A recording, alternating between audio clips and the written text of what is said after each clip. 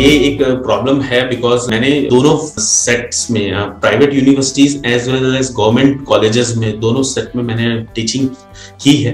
So earlier I was in academic associate in IIM Kashipur, तो वहाँ एक अलग ही अच्छा यूथ होता था। क्लास में तो they are very good because they are experience, very good educational background होता है उनका, तो they are very good in overall. But जब यूनिवर्सिटी में गए और कॉलेज में गए तो कॉलेज में पहले दिन क्या हुआ, मैं because if you are a teacher and you sincerely अपनी ड्यूटीज को आप फुलफिल करते हो, तो क्लास में जाके मेरा मेन फोकस था कि अच्छे से बच्चों को पढ़ाना है। तो आई स्टार्टेड टीचिंग और मुझे याद है इन 2012 में कॉलेज में गया क्लास में और मैंने एक ग्रोथ का मॉडल पढ़ाया।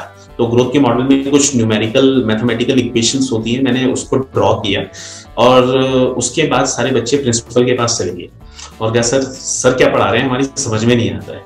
तो प्रिंसिपल सर ने मेरे को बुलाया और उन्होंने कहा भाई बच्चे ऐसे ऐसे बोल रहे थे कि आप क्या पढ़ा रहे हैं, समझ में नहीं आ रहा है। कुछ टाइम बाद मेरे वो जो प्रिंसिपल थे, he is also my guide, तो उन्होंने मेरे एक दो रिसर्च पेपर बोले और कहा अरे रिसर्च क्वालिटी है, तभी बच्चों को समझ में नहीं आ रहा था। Same thing happen when I went in private university. Private government college में क्या होता है कि आपके टोटल क्लास में जो स्ट्रेंथ है उसकी हाफ स्ट्रेंथ क्लास में रहती है और हाफ स्ट्रेंथ बाहर रहती है जनरली।